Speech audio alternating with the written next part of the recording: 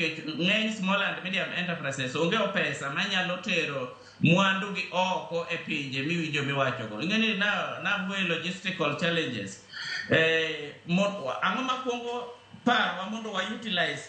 chirni mabutwa gi emomiyo neno ni yaw gigo yaw SADC, oyaw EAC, oyaw COMESA ne, oyaw EFCFTA, magi oningo kwongo beda oketo e lwasi maber marwa.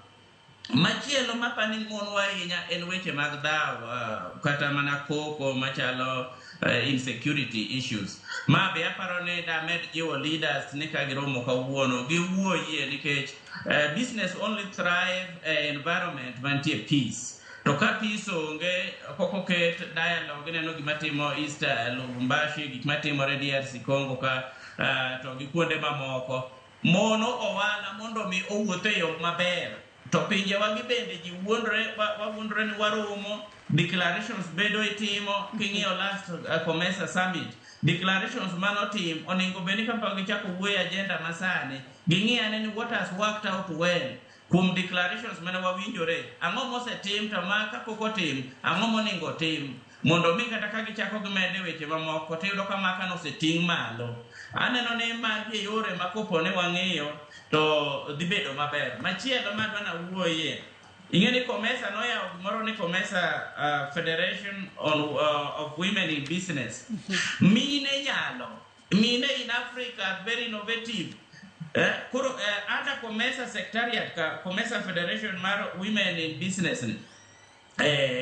country chapters kata member states ate mojiwo gi kaachiel gi weche mag youth jomatindo mondo mi gibed gi youth agenda forums magiket technical team mabro monitor before another summit nito weche mag jiwo mine matimo wala kata women in business dinade weche mang'iyo weche mag cross border payments to dinade mondo mi commitments ma countries gi obedie makopo ni Kenya kiny wachako tero gik moko Uganda to kwane ni border wakata gige Uganda to donje Kenya mayot to mag Kenya kadwa donje Uganda to en uwi ineno kwa mfano nikawa wuok mekwa ka jo Rwanda to kela mekgi to wan kod atero Rwanda to en uwi to wawacho ni wan under COMESA. Oningo beni wabedo gi that free movement of goods and services across the member states ma onge impediments gik moko matindo ma weche mag ohala maluongo ni NTBs ma oketi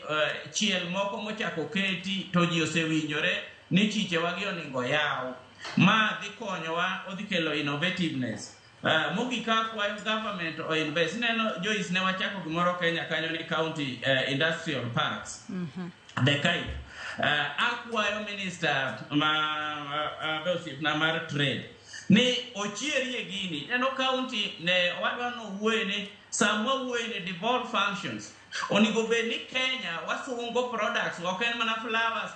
flowers every now and again the globally nitie more products mwanyalo tero oko ka watimo value addition teni komed ndado kato bed mana mag tomatoes gi galote gi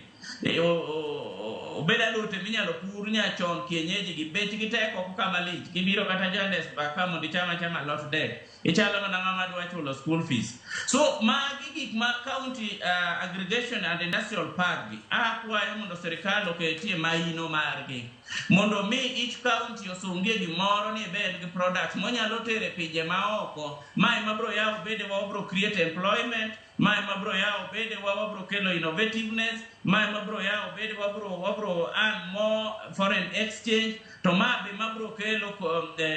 county development mondo mi wares ni winjo ka koni mondo pinywa ka Kenya oyudo thuolo gi expand on tax bracket mondo piny odongi joma chulo osuru dhi malo to bende osuru no bende nyaka bed on a policy based nyaka bed progressive osuru michulo nyaka bed very fair osuru michulo nyaka bed equitable mondo mi kik ohinjo piny nikech osuru kichulo oningo bed ichule mondo mi une berne aeto jo sirikal be oningo bed osuru mwachulo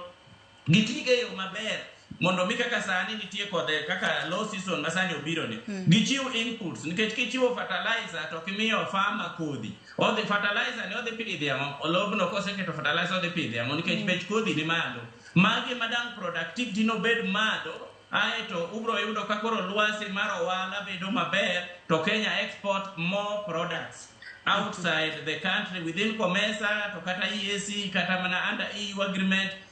aseneno US pesa nene discussion jatelo ncho dhi kuro gi wuoye ka